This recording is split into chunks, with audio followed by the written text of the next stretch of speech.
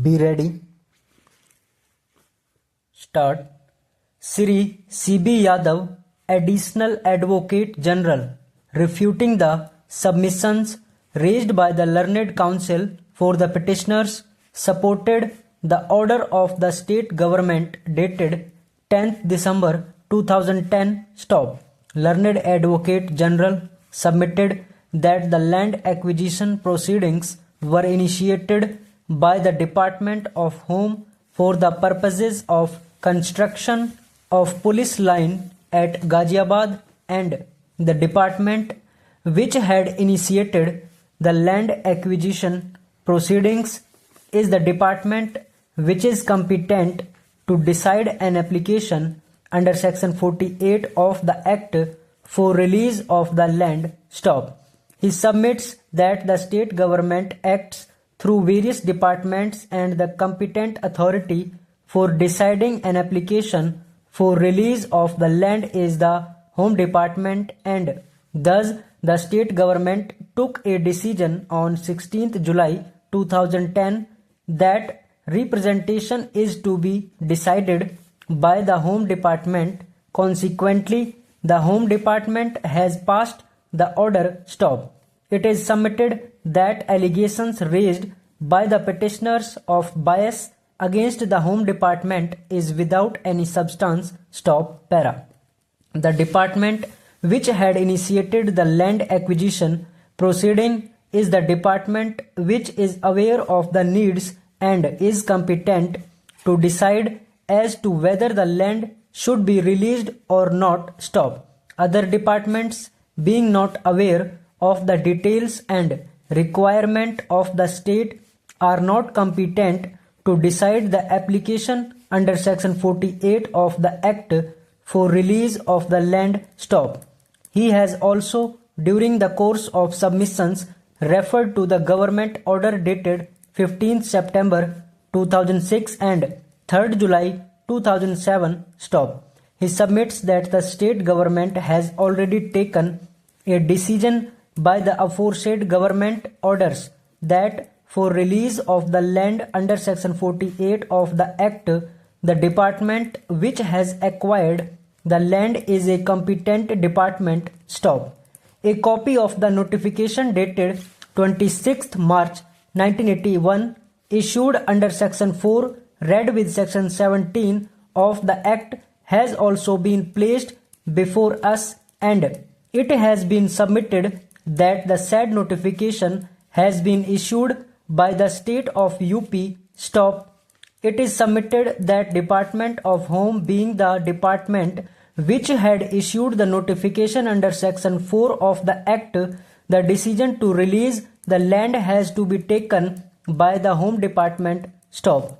Replying the submissions of learned counsel for the petitioners regarding hearing, it is submitted that petitioners were given full opportunity by the state government. Stop. The petitioners filed their representation and thereafter filed reply to the comments, objections of the Home Department and the Senior Superintendent of Police, Ghaziabad, on 27th April 2007 and 30th April 2007, and were given personal hearing also by the state government. Stop. While deciding the representation, all relevant materials were taken into consideration, and the submission that petitioners were not given due opportunity is incorrect. Stop. He submits that the petitioners have placed on the record before the state government all pleas and raised submissions which have been taken into consideration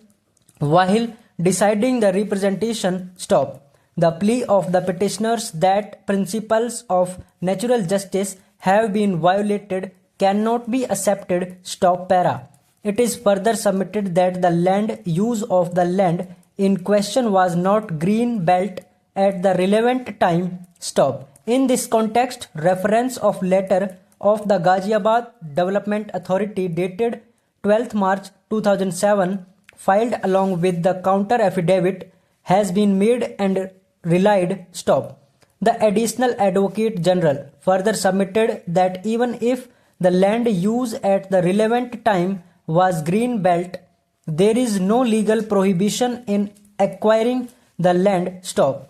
The restriction is on the use of the land, which issue shall arise after the acquisition is made, but the mere fact that land use in the master plan is different from the land use for which the land is being acquired is no prohibition in proceeding with the acquisition of the land. Stop. The petitioner has specifically stated on oath in paragraph 15 of the writ petition that he had no knowledge of the said FIR or pendency of any criminal case against him. Stop.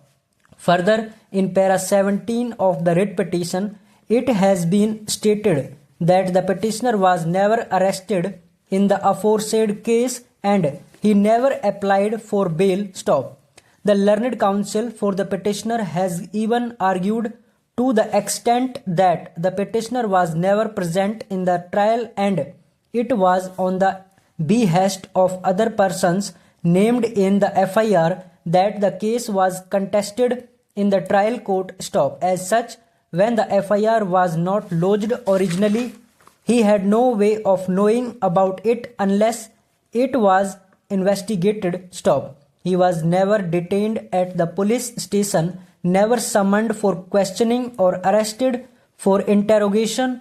There was no way the petitioner could have known about the pendency of a criminal case. Stop. The counsel for the petitioner has further argued that even otherwise, the said criminal case has arisen out of a cricket game being played casually in the locality. Stop. Para.